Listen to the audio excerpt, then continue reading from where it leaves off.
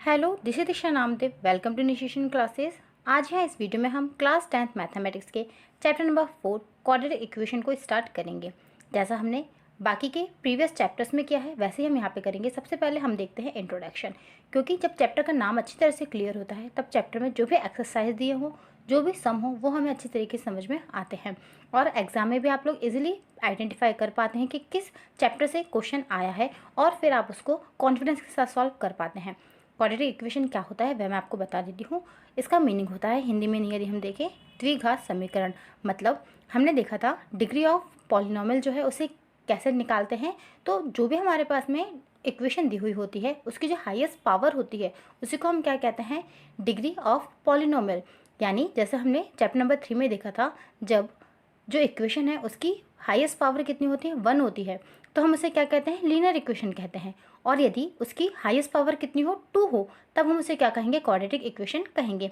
Means a quadratic equation in the variable x is an equation of the form ax² + bx + c = 0।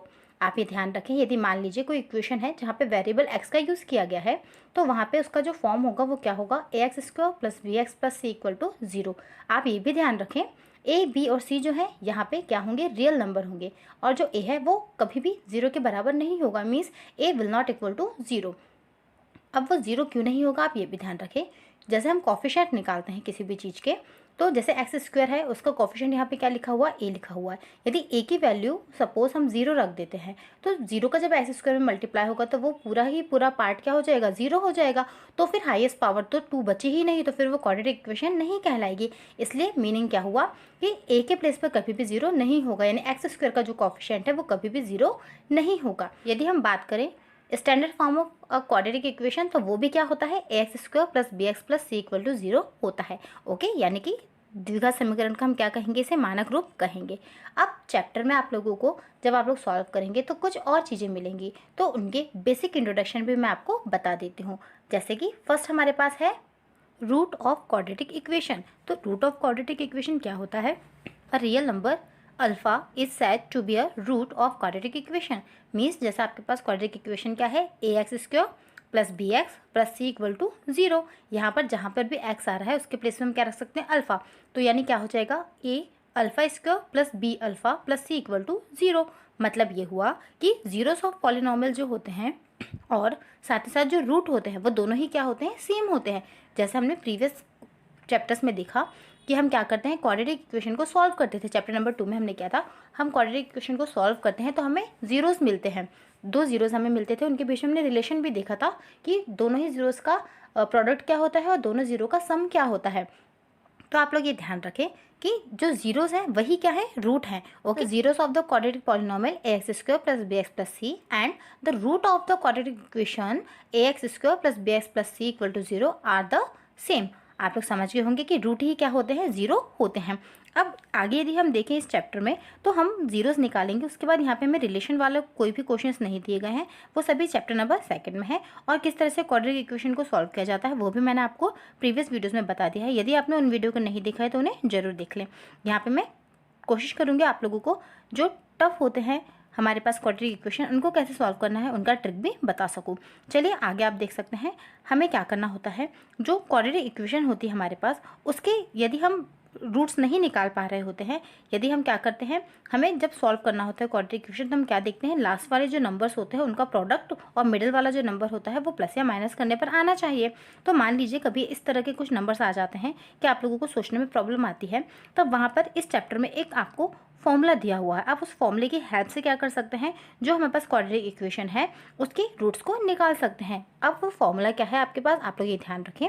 पहले आप लोग थोड़ा सा इस तरह से लिख सकते हैं, जैसे क्वाड्रेटिक फार्मूला इसको आप बोल सकते हैं। तो क्वाड्रेटिक फार्मूला क्या होता है, the root of the quadratic equation ax² + bx + c = 0 है। तो कैसे निकालेंगे, are given by -b + √b² - 4ac upon में क्या होगा, 2a होगा। ओके, और ये यही हमको क्या प्रोवाइड करेगा, आप ये भी ध्यान रखें कि b² - 4ac है जो वो क्या होगा, हमेशा बड़ा होगा या इक्वल होगा किसके, 0 के। ध्यान रखें b² - 4ac यानी जो अंडर रूट के अंदर लिखा हुआ है ये हमेशा कैसा होगा, 0 से या तो बड़ा होगा या तो 0 के इक्वल होगा। चलिए अब हम लास्ट पॉइंट डिस्कस कर लेते हैं, जो कि क्या है, डिस्क्रिमिनेट, यानी हिंदी में यदि हम देखेंगे तो क्या होता है, विविक्तिकार होता है। तो विविक्तिकार क्या होता है, आप ही ध्यान रखें।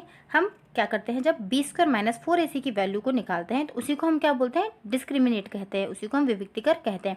यदि जो विविक्तिकार है यानी कि जो डिस्क्रिमिनेट है, इसकी वैल्यू क्या आती है, 0 आती है, मीन्स b² - 4ac = 0 यदि आता है तो इसका मतलब ये होता है कि जो रूट्स हमको मिलेंगे इस क्वाड्रेटिक इक्वेशन के वो क्या होंगे, इक्वल होंगे, मीन्स 2 इक्वल रूट्स हमें वहाँ पर मिल जाएंगे। ओके, यानी कि कोइंसिडेंट रूट होंगे। आगे आप क्या ध्यान रखें, 3 पॉइंट्स आपको मिलेंगे। क्या हो सकता है, क्योंकि b² - 4ac की वैल्यू या तो 0 होगी, या फिर 0 से कम, या फिर 0 से क्या होगी, ज़्यादा। इसके अलावा तो कोई कंडीशन बन ही नहीं सकती है। तो फर्स्ट कंडीशन हमने क्या देखी, जब d की जो वैल्यू है वो क्या आ रही है, 0 के इक्वल है, यानी कि b² - 4ac = कितना मिल रहा है, 0 मिल रहा है। इसका मतलब ये है क्वाड्रेटिक इक्वेशन को सॉल्व किए बिना ही हम बता सकते हैं कि जब हम इसको सॉल्व करेंगे तो इसके जो रूट हमें मिलेंगे वो कैसे होंगे, इक्वल होंगे। सेकेंड पॉइंट हम क्या कर रहे हैं डिस्कस, कि जब ये जो d है इसकी वैल्यू क्या होती है, 0 से छोटी होती है, means b² - 4ac is smaller than 0, तब क्या हो जाएगा, हमारे पास नो रियल रूट्स, यानी हमें कोई भी वास्तविक मूल प्राप्त नहीं होंगे। ओके, और थर्ड कंडीशन क्या हो जाती है, जब जो d की वैल्यू है वो क्या है, ग्रेटर देन 0, यानी कि 0 से ज़्यादा है। b² - 4ac की जो वैल्यू है वो क्या है, 0 से ज़्यादा है। इसका मतलब ये होगा कि 2 डिस्टिंक्ट रियल रूट्स हमें मिलेंगे, यानी कि 2 भिन्न वास्तविक मूल यानी कि रियल होंगे, और दोनों की ही वैल्यूज़ क्या होंगी, अलग अलग होंगी। ओके, जब 0 होंगे तो दोनों ही रूट क्या होंगे, इक्वल, यानी दोनों की वैल्यू सेम। ओके, और जब क्या होगी, 0 से छोटे होंगे तो नो रियल रूट, हमें कोई भी सॉल्यूशन मिलेगा ही नहीं। और यदि क्या होता है, हमें 0 से बड़ा मिलता है d की वैल्यू, तो इसका मतलब ये है 2 अलग अलग भिन्न भिन्न हमें रूट प्राप्त हो जाएंगे। तो ये थी कुछ बेसिक चीज़ें। यदि आपको बेसिक इंट्रोडक्शन अच्छी तरह से समझ में आया हो तो प्लीज़ मेरी वीडियो को लाइक करें, शेयर करें, और मेरे चैनल को आपने अब तक सब्सक्राइब नहीं किया तो प्लीज़ सब्सक्राइब करें, और साथ ही साथ बेल आइकन को जरूर प्रेस कर दें ताकि आने वाले नेक्स्ट वीडियो की नोटिफिकेशन आपको टाइम पे मिल जाए।